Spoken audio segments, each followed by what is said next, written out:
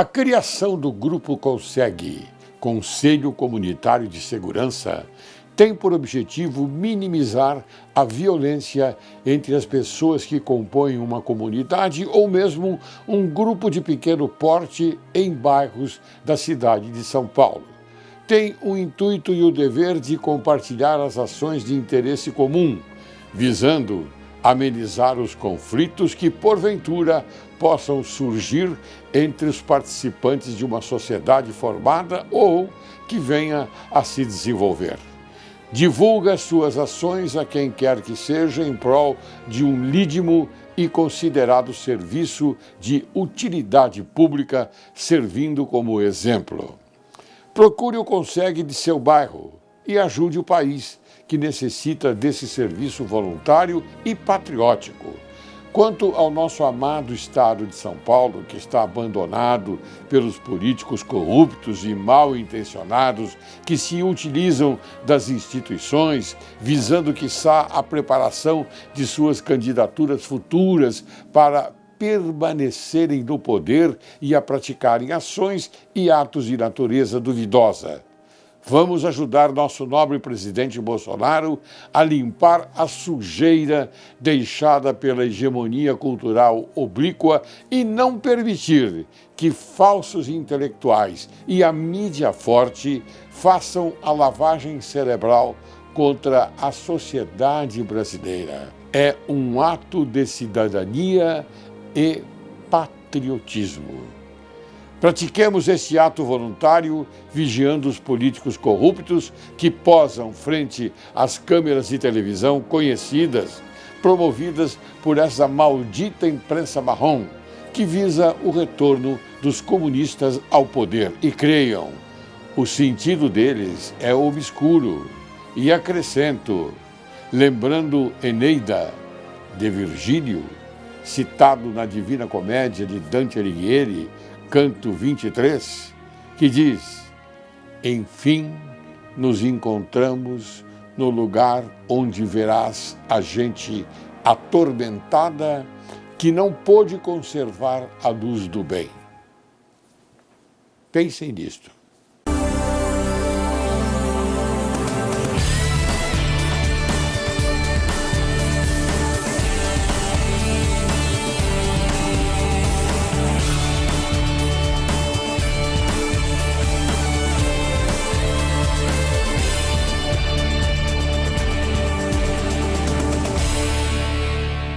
Direito e Justiça em Foco é o teu programa. E o Brasil, teu país. Inicio o programa de hoje com a citação de Santo Agostinho. Guerra justa é aquela que se castiga uma injustiça. Hoje, Direito e Justiça em Foco apresenta a você, caríssimo telespectador, o tema sobre segurança pública e a importância do CONSEG. E para falar deste tema importantíssimo, convidamos o doutor Marcos Manteiga. Ele é advogado, pós-graduado em Direito Público, pós-graduado em Direito Militar, especialista no Tribunal do Júri pela Escola Superior da Advocacia, palestrante da Ordem dos Advogados do Brasil, secção de São Paulo, presidente da Comissão de Segurança Pública e militar da Ordem dos Advogados do Brasil de São Paulo, seccional Lapa. Seja bem-vindo, doutor Marcos. Obrigado, mestre, doutor Laércio. Um prazer enorme estar mais uma vez com Vossa Excelência aqui, um eterno professor. Meu Deus, que isso! Eu estou aprendendo ainda. Olha, eternos aprendizes. Porque você sabe de uma coisa, caro Marcos, e já também acrescendo que a honra é minha em você estar aqui no programa Direito e Justiça em Foco para informar bem o nosso querido telespectador, não é? Eu digo que cada vez que eu converso com alguém, eu aprendo um pouco mais. Sem dúvida. Na vida é assim, nós aprendemos sempre. Nós não sabemos tudo. Não é? Nós não sabemos tudo. É como a unanimidade. A unanimidade não é boa, porque a unanimidade ela deixa um pouco a desejar. não é verdade? Muitas vezes. Muitas E vezes. nos deparamos com isso, né? Nos deparamos com isso, porque, Diariamente. afinal de contas, nós somos profissionais do direito, não é? E, às vezes, nós encontramos uma decisão do Tribunal de Justiça, não só do Estado de São Paulo, como dos tribunais de justiça de todo o país, não é?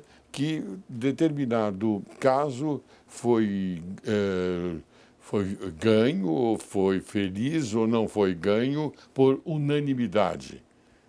Quer dizer, aí eu fico preocupado, porque a unanimidade, na minha visão, ela não é tão boa assim. Eu compartilho dessa ideia, porque a gente cai num outro exemplo também, que a parte ela foi feliz numa primeira instância, e o recurso de apelação, por unanimidade, desqualificou aquela sentença de primeira instância. Reformou, né? Houve uma reforma da sentença. Né? Por unanimidade. Por unanimidade. Você tocou num assunto muito importante, porque o juiz singular, o juiz monocrático, ele que esteve diretamente ligado àquele problema, vamos falar na parte criminal, esteve diretamente ligado ao processo e, de repente, ele... O calor das testemunhas, o calor das provas ali. Exatamente. A recepção das palavras do réu. Isto. Então tem toda uma valoração ali, né? Então, enquanto o papel ele é frio demais. Né? E de repente ele decide monocraticamente por uma absolvição, vamos supor. E o tribunal vem e reforma por uma condenação por unanimidade. Unanimidade, quero dizer, caro telespectador, são 3 votos.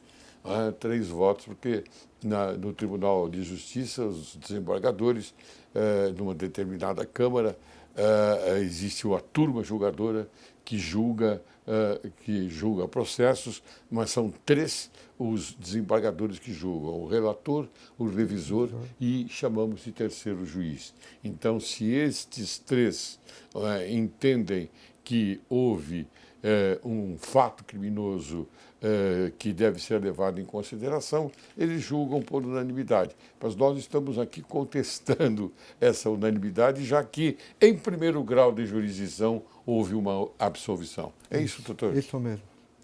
Exatamente. Que bom. É muito bom esclarecer, trazer a informação aos que são leigos.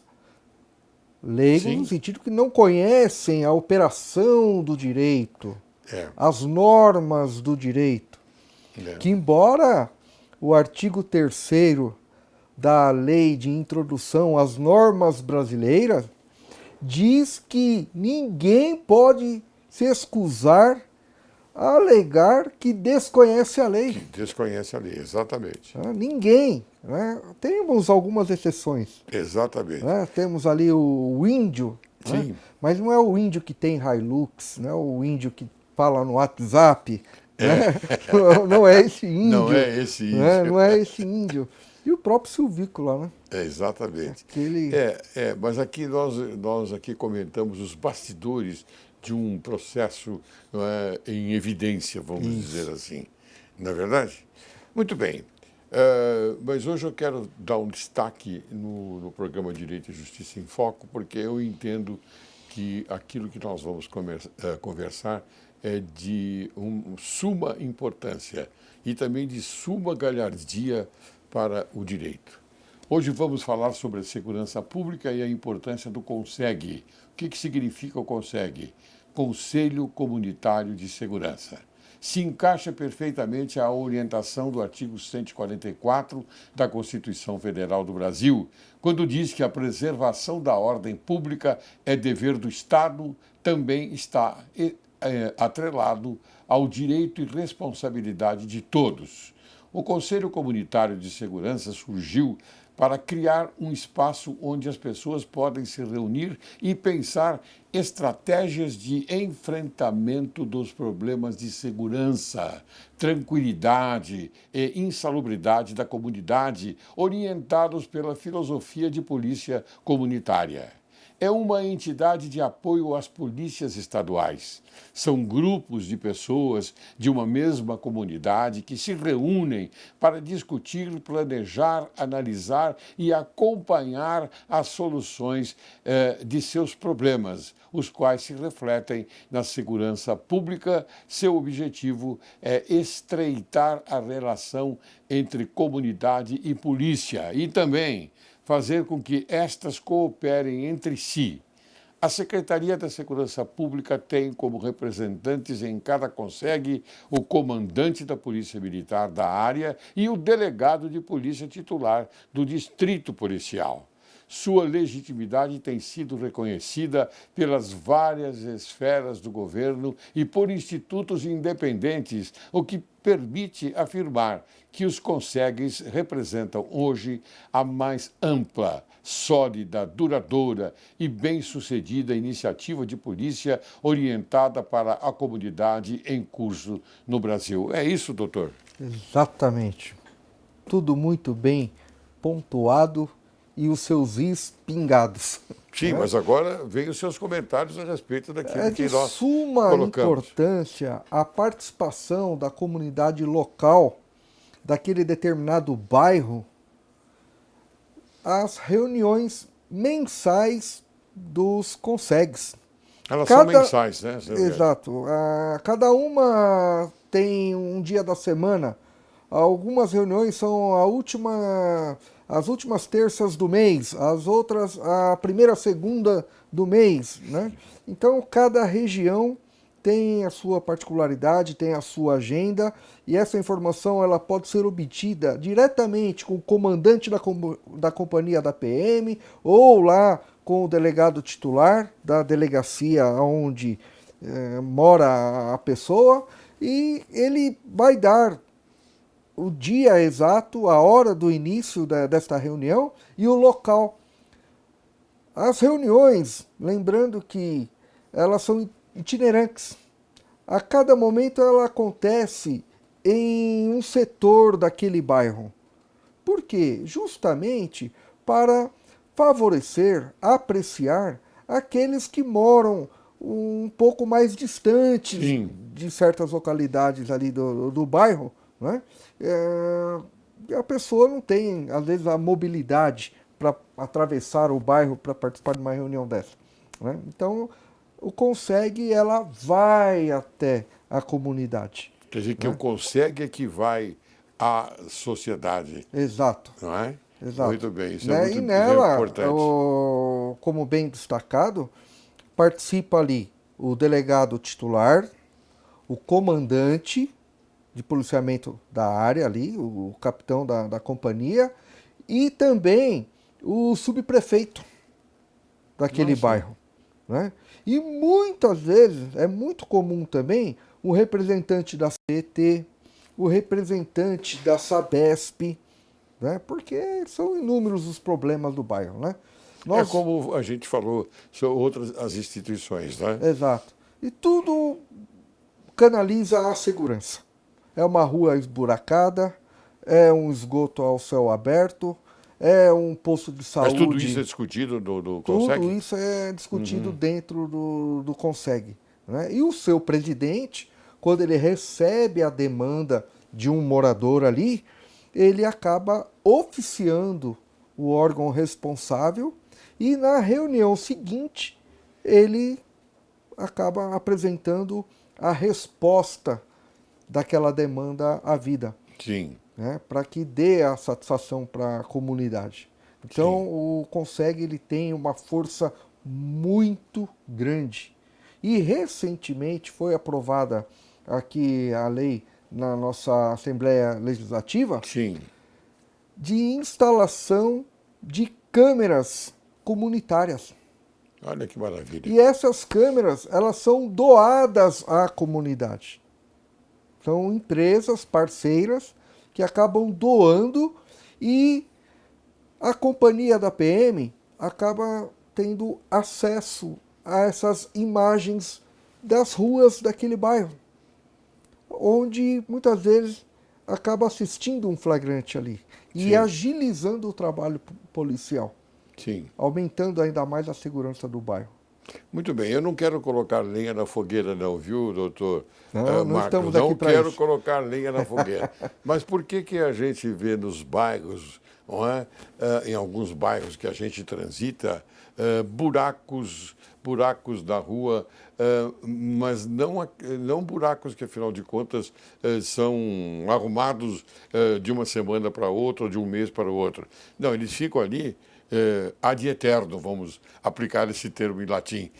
Algumas ruas são esquecidas, Esquecidas. né? Pelo poder Será público que é ali. porque, por falta de observação ou por falta de cuidado das estratégias dos consegues locais? Olha, Como eu disse, eu não quero colocar lenha na consegue, fogueira. muitas vezes, ele até cobra, né? Sim, Mas aí a gente acaba tendo uma resposta da prefeitura dizendo da falta da mão de obra, da falta de verba pública para aquela ação. Quando não, já tem estudos aí, e até em relação ao SUS, né, que o problema, muitas vezes, não é a falta da verba pública, sim. mas sim a falta de uma boa gestão da coisa pública, que é uma outra situação. Questão das políticas públicas, né, doutor? Quer dizer que isso praticamente visa uma ingerência negativa da instituição, ou seja, da prefeitura, da subprefeitura, etc. Exatamente. Não é? Porque não observa aquilo que, afinal de contas, foi chamada para corrigir, não é?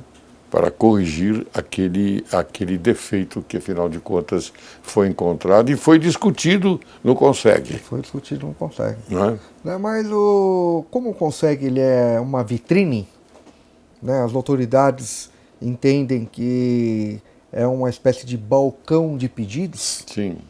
E eu, quando presente estou nas reuniões, até mesmo representando a OAB, a Comissão de Segurança Sim. Pública, né, eu alerto que os Consegues não são balcões de pedidos.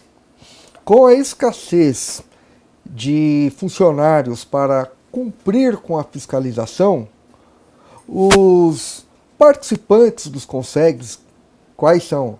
Da sociedade, acabam emprestando os seus olhos para aquele administrador.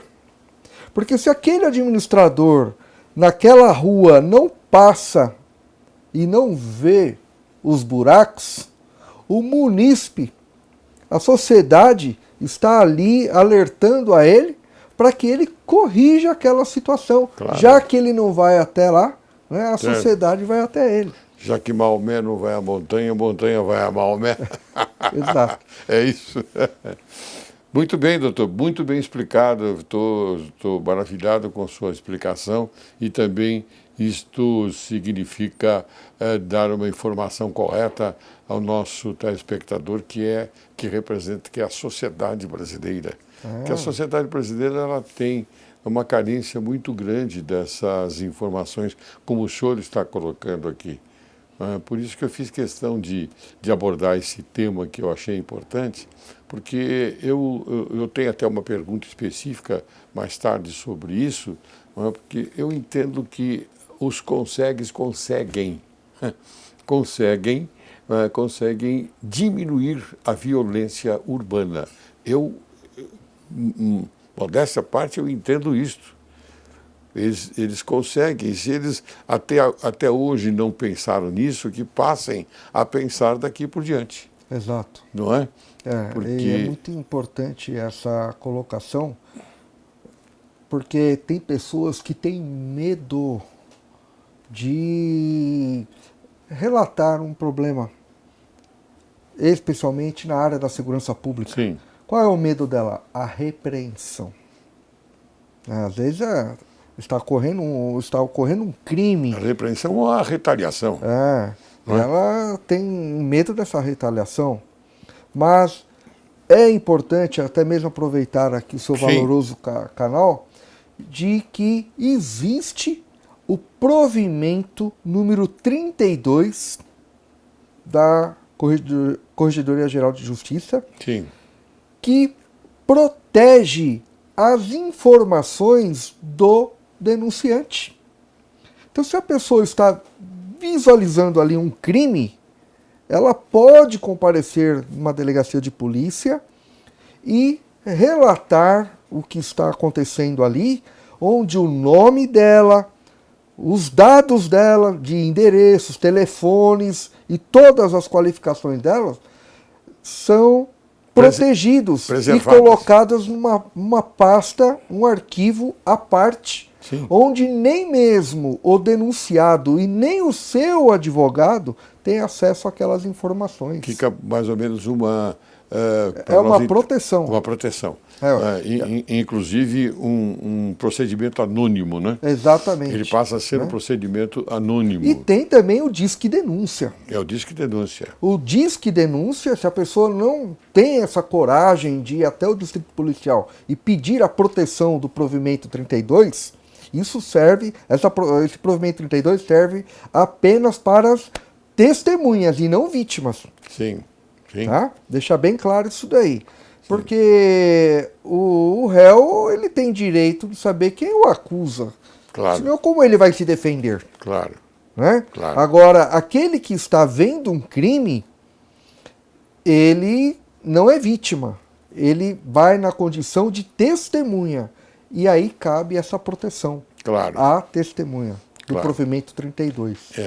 O senhor falou nessa parte, por exemplo, nessa parte de denúncia, né, anônima. E outro dia eu conversei aqui nesse mesmo programa com o jornalista Afanásio Jazardi. Nós ajudamos a Divisão de Homicídios de São Paulo a esclarecer 19 assassinatos misteriosos. Que bom. 19! Com essas informações. Então eu falei, poxa, está consagrado o Disque Denúncia. Está consagrado. Foi ele quem projetou no passado, não é, esse Disque Denúncia. Esse Disque Denúncia. Exato. E depois foi aperfeiçoado, como o senhor mesmo citou agora, o provimento 32. Olha, para o senhor ter ideia, se eu ligo lá no Disque Denúncia e digo, boa tarde, meu nome é Marcos, eles desligam o telefone. Sim. Não pode identificar nem o primeiro nome. Sim. Porque eles querem realmente oferecer a segurança, a tranquilidade do anonimato. Daquela denúncia. Exatamente. Isso é muito importante. Veja, telespectador, como nós estamos hoje conversando com você sobre a segurança pública, e são fatores que nós projetamos neste espaço de televisão para que você absorva com bastante intensidade. Você vê, o Dr. Marcos acabou de nos falar a respeito do provimento 32. Tenha curiosidade, vai ler esse provimento, verifique o que significa, porque, veja, aqui o programa de televisão que eu tenho 40 minutos, 20 no primeiro bloco e 20 no segundo bloco. E eu não posso ultrapassar. E eu não posso colocar aqui na íntegra esse provimento 32, que ele é muito importante. Mas você que tem o seu Google aí pertinho, você pode perfeitamente acessá-lo e verificar o que significa para a sua proteção. Correto? A proteção que é naturalmente dada a você, cidadão brasileiro. Bem, doutor Marcos, eu vou chamar um pequeno intervalo para depois nós continuarmos a conversar sobre esse assunto, tá bom? Tudo bem? Ok. Você aguarde, logo, logo retornaremos.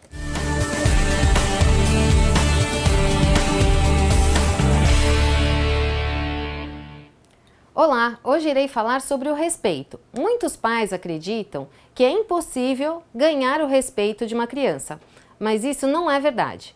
Mesmo em situações extremas, se os pais agirem com sabedoria, E se forem bem orientados, podem conseguir. É verdade, nunca é tarde demais para ter uma infância feliz e isso se aplica tanto aos pais quanto aos seus filhos. Sempre é tempo de estabelecer uma relação respeitosa entre as duas partes, uma vez que o respeito é o pilar fundamental para a convivência e para que cada um exerça o seu papel corretamente, e não como estamos acompanhando ultimamente em algumas escolas. Pensem nisso. Obrigada e até o próximo programa.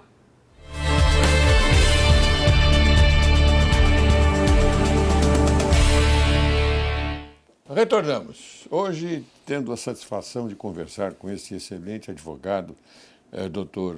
Marcos Manteiga, que além de ser um excelente advogado, é um excelente presidente da Comissão de Segurança Pública da Ordem dos Advogados do Brasil, secção da Lapa.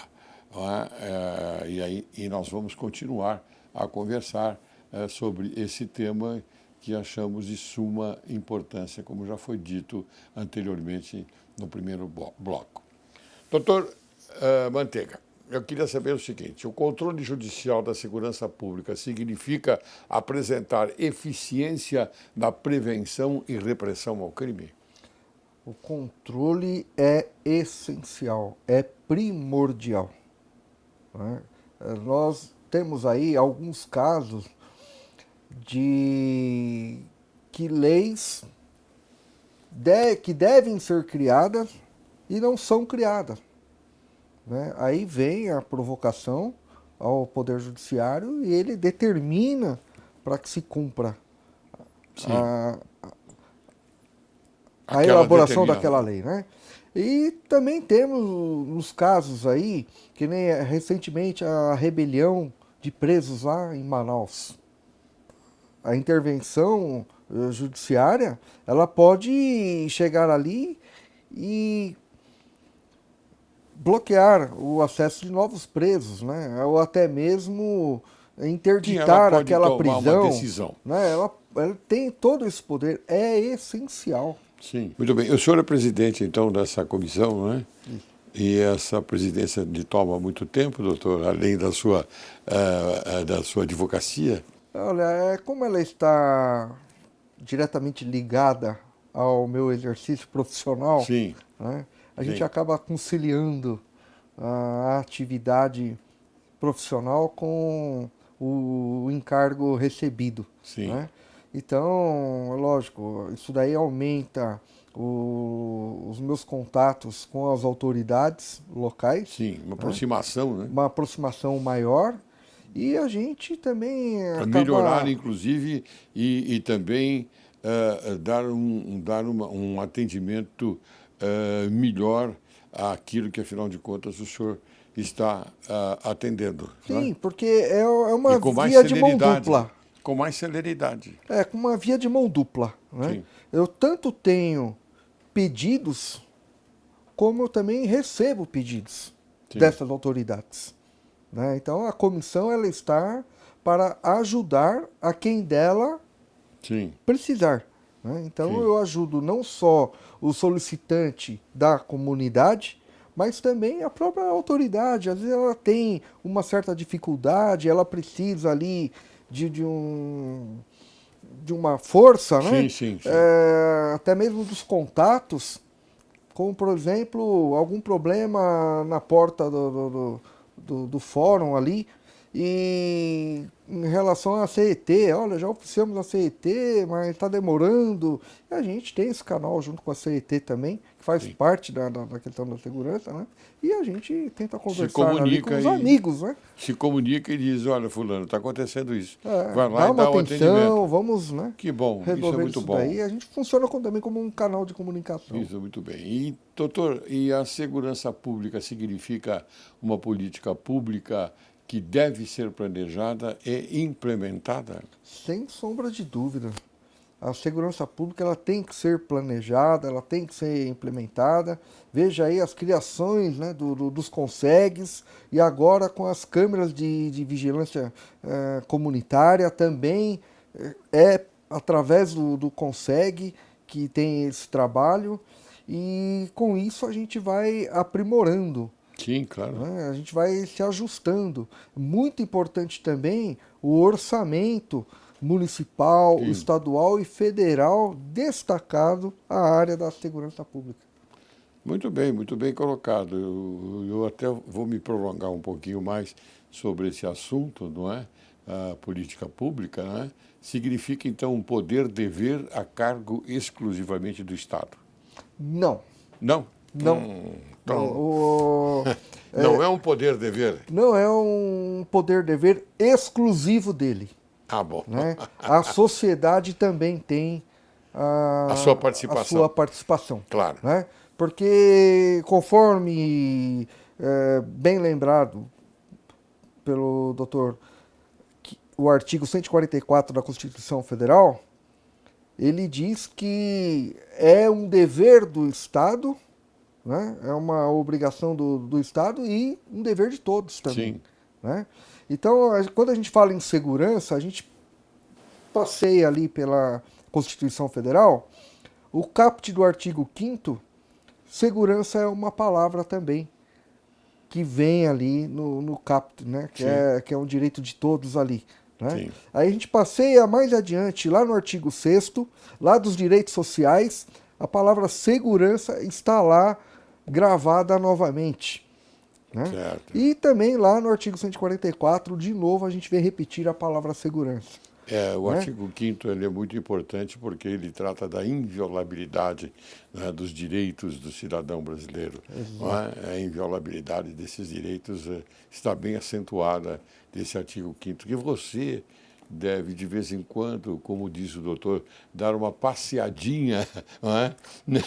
Para que você tenha uma compreensão, não é, daquilo que está se querendo mostrar, não é, para a sua segurança, não é, para o seu direito, para o direito do cidadão, para o direito da sociedade. Agora, eu quero, nesse mesmo assunto, dar um choque aí no pessoal que está nos assistindo, tá? Você que está aí assistindo esse valoroso programa, você sabia que você pode dar voz de prisão? Bem colocado. Por favor, continue. Olha lá, vamos passear então no artigo 302 do Código de Processo Penal. Sim. O que diz esse artigo? Que as autoridades deverão, veja aqui, deverão, é um poder-dever, é um poder de obrigação. Obrigatoriamente, as autoridades deverão e qualquer pessoa do povo poderá, é um poder não obrigatório, mas ela pode dar voz de prisão quem estiver em flagrante delito. Praticando um ato delituoso em flagrante. Então, mas quando que eu posso dar voz de prisão? Eu não sou polícia. O artigo 302 do Código de Processo Penal diz que você pode ter esse poder de polícia. Né? E não é só para um caso de roubo. Eu estou presenciando um roubo, vou lá e vou dar voz de prisão. Você está maluco, doutor Manteiga? O homem está armado, ele vai atirar em mim. É verdade. Né? Não é só um caso mais emblemático. Né? Uma situação que tem lá um carroceiro, uma caçamba de entulho, despejando entulho na sua rua. Não necessariamente ele é um homem violento, é uma pessoa violenta. Ele está praticando o quê? Um crime ambiental naquele momento. Né? Pode ser dado voz de prisão para ele ali. São crimes de menor potencial ofensivo também. Exato. Né? Então, qualquer pessoa do povo pode dar essa voz de prisão. E aí vem aí... Mas complementa, doutor. A pergunta... Não, mas complementa. Né? Porque, como o doutor bem diz, o artigo 302, ele oferece, não é, esta vantagem de qualquer um do povo dar voz de prisão, mas essa voz de prisão ela é temporária, minimamente temporária, porque imediatamente você tem que entregar este fato ao policial, a uma autoridade policial. Tem que entregar à autoridade policial. Não é verdade? Eu digo que a voz de prisão dada é como se fosse uma batida de carro. Bateu, amassou. É só naquela hora. Só naquela hora. Porque se cada um sumir daquele local, já não tem mais o flagrante ali. Flagrante, Né? exatamente. Aí a gente vai entrar em outras searas aí. Mas não é porque ele fugiu que o flagrante deixou de existir. Mas daí tem que ter o quê? O acompanhamento, a popular... É o que eu digo, é o ato seguinte, Isso. entregar, não é, o fato e a pessoa a uma autoridade policial. Isso, uma autoridade policial, é isso. Popularmente o pessoal chama de perseguição. Perseguição. Né? Esse acompanhamento o pessoal chama de perseguição. Do flagrante delito, né? Mas tem que chamar ali, tem que acionar a autoridade policial, liga ao 90, liga ao 153, que hoje a Guarda Civil Metropolitana, em 2014, foi promulgada a lei reconhecendo o quê? Poder de polícia para ela também. Sim. Então, em 2014, a Lei 13.022 de 2014 é uma lei federal, ela deu esse poder de polícia às guardas civis metropolitanas, né, aos GCMs. Então, 190, 193, né, ou até mesmo diretamente lá na delegacia de polícia ali, e entregar o infrator, chamar o agente policial lá que conduza esse elemento até o distrito onde tem que ser elaborado o seu boletim de ocorrência. E com as devidas testemunhas. Não vamos confundir a prisão em flagrante que ele prender em casa. Né? Não. Daí vai virar cárcere. Outro crime. Com as devidas testemunhas. Isso é muito importante. Muito importante. Bem colocado, viu, doutor Mano? Porque às vezes as pessoas, a gente às vezes fala, qualquer um pode prender em flagrante quando estiver ocorrendo um delito. Mas como se dá isto? Quer dizer, como eu disse, o tempo necessário, não é, para que quando ocorre um fato criminoso. Prendeu imediatamente, comunique-se à autoridade. Mesmo porque aquela autoridade policial também, dentro de 24 horas, ela tem que comunicar ao juiz. Terá que comunicar, exatamente. Da prisão daquele cidadão. Exatamente. Pode-se afirmar, então, que no âmbito da investigação deve estar presente o controle de qualidade e eficiência do serviço a ser prestado, os quais passam pela participação direta da própria sociedade, como é nesse caso. Participação direta da própria sociedade.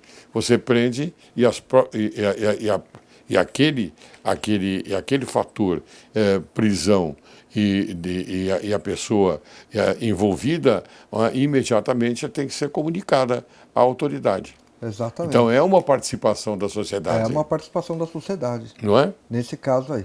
Né? Assim como o administrador público ele tem a obrigação da impessoalidade, né? da sua responsabilidade da gestão, esculpida lá no artigo 37 da Constituição Federal. Isso.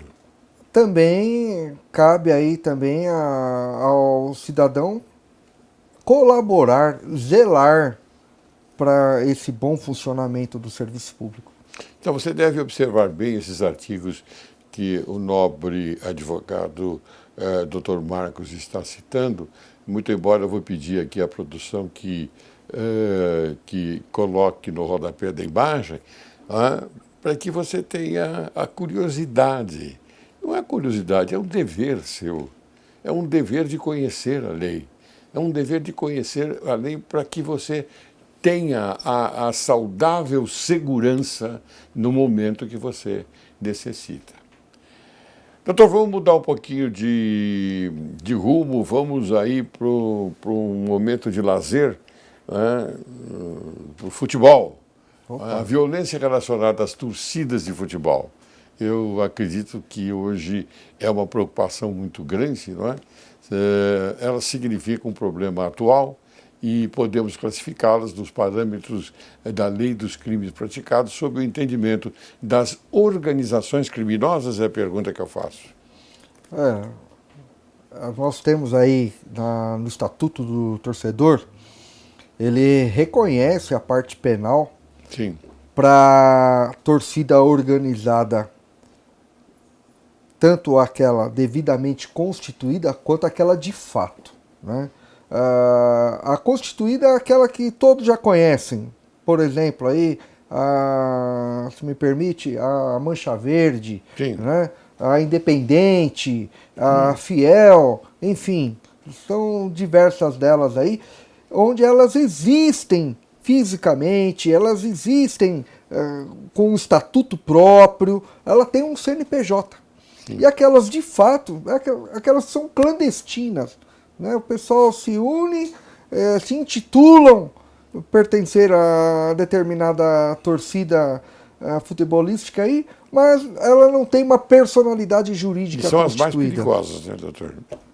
As mais perigosas. Essa é a mais perigosa, né? Porque essa é até difícil de lá na frente, numa incidência criminal, imputar a responsabilidade. Sim.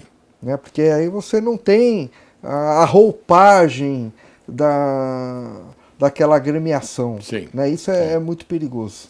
Muito bem. Então, mas dentre se ela se reúne para praticar crimes, sim, aí a gente vai cair lá no artigo 288 do Código Penal também. Sim. Né? A formação de bando e quadrilha. Organização criminosa.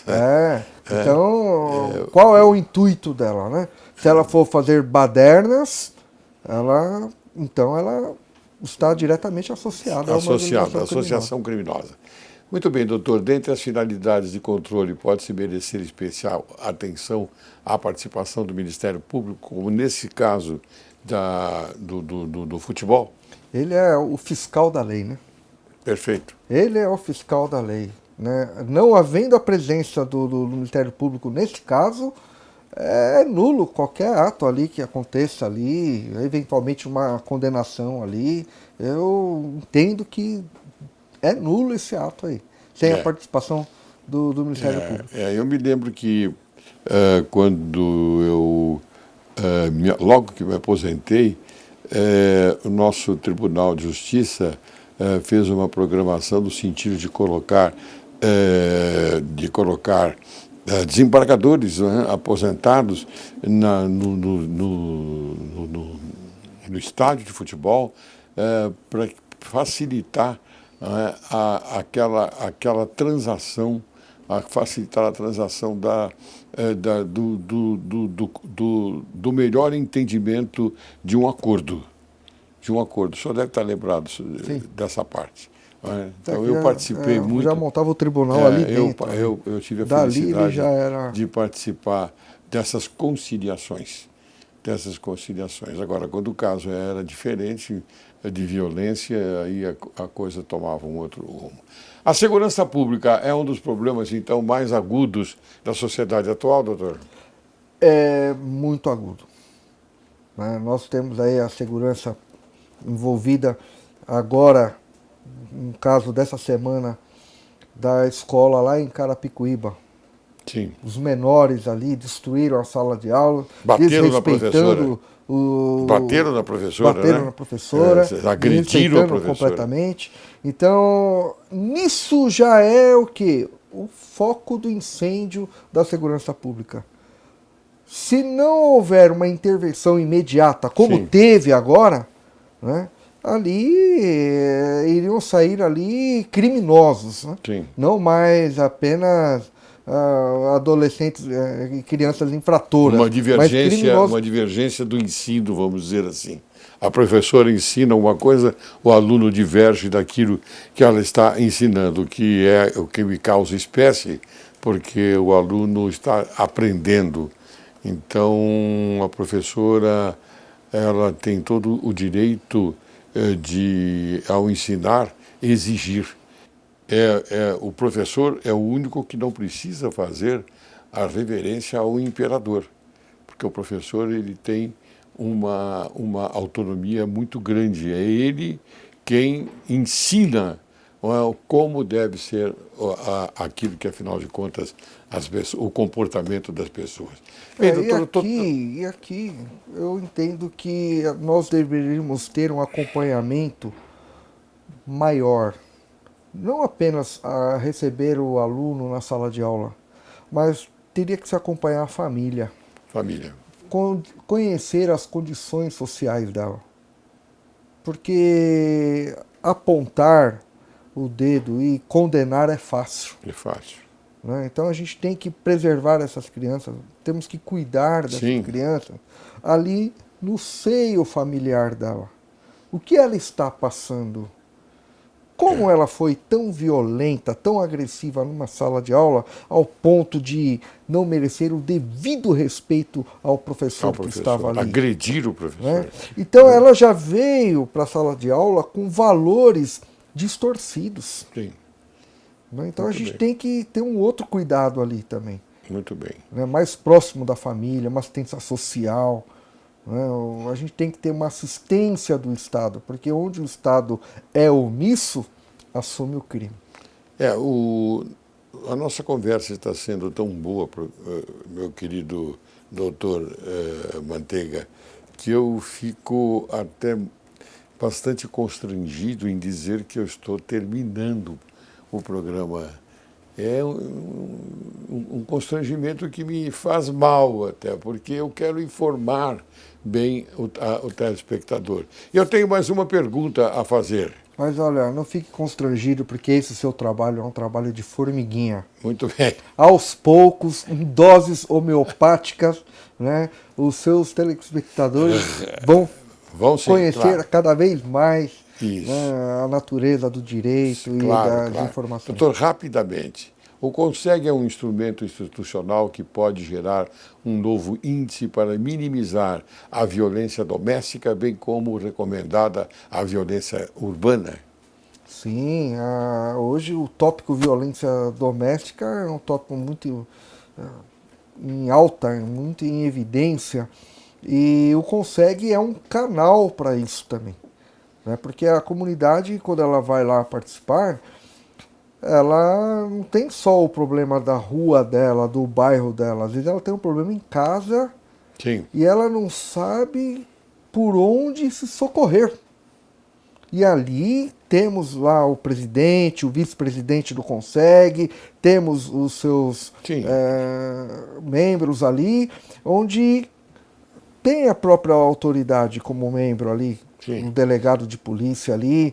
Se ele não sentir a pessoa que está procurando essa ajuda confortável em conversar com um delegado, esse delegado ele pode encaminhar à Delegacia de Defesa da Mulher para conversar com uma delegada. Assistente social também. Assistente social. Né? É muito importante esse tópico. Muito bem, doutor. Eu quero agora passar a um outro patamar, no sentido de lhe entregar uma obra jurídica, O Crime Complexo, de Silvio Ranieri, que eu tive a ousadia de traduzir. Então, por isso que o senhor já ouviu falar que os italianos, quando se traduz algo do italiano para o português, nós falamos que somos os tradutores, não os tradutores, porque às vezes nós traímos a essência daquilo que o autor quer concluir.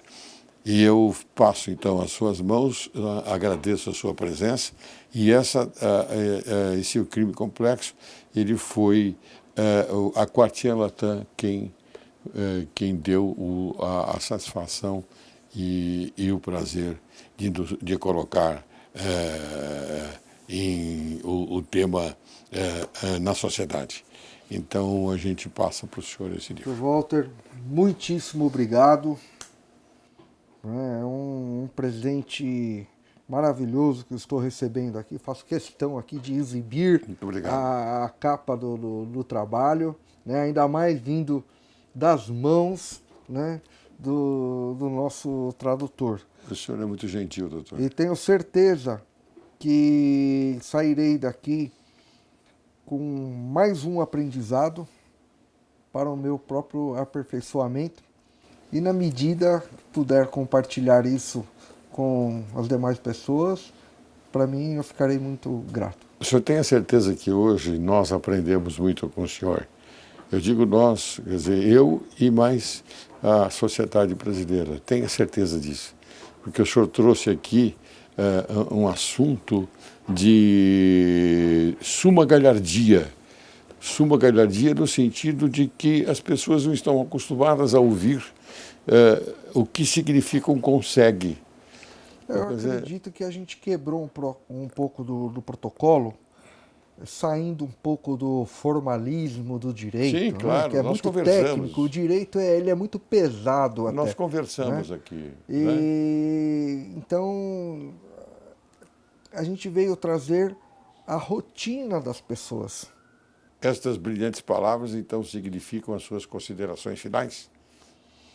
Eu quero agradecer ao presente recebido, né, que eu faço questão de exibir aqui o trabalho. Muito obrigado. Né?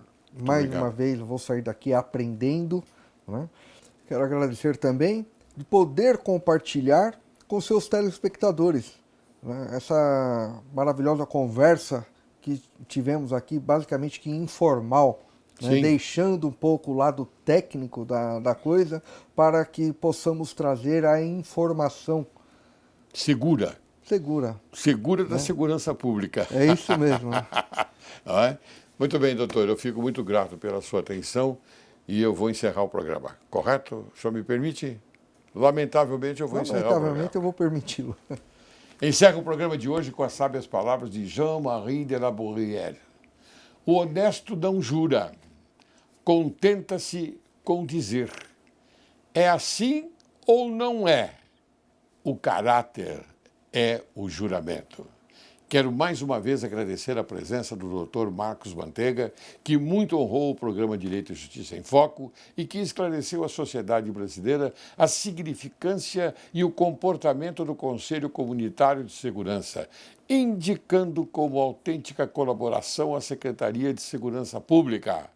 O programa Direito e Justiça em Foco tem como objetivo trazer convidados desta natureza que consigam informar a verdade sobre fatos veiculados nas redes sociais, transmitindo sempre a verdade sobre a questão abordada. Assim, espera-se que a conversa de hoje tenha a força e a energia de aproximar a sociedade brasileira com o objetivo de alimentar e conservar sempre vivo no coração humano o lume sagrado da honra, da independência, da magnanimidade, do patriotismo e da consciência pública, preservando os sentimentos de direito e de justiça. Muito obrigado, doutor Mani.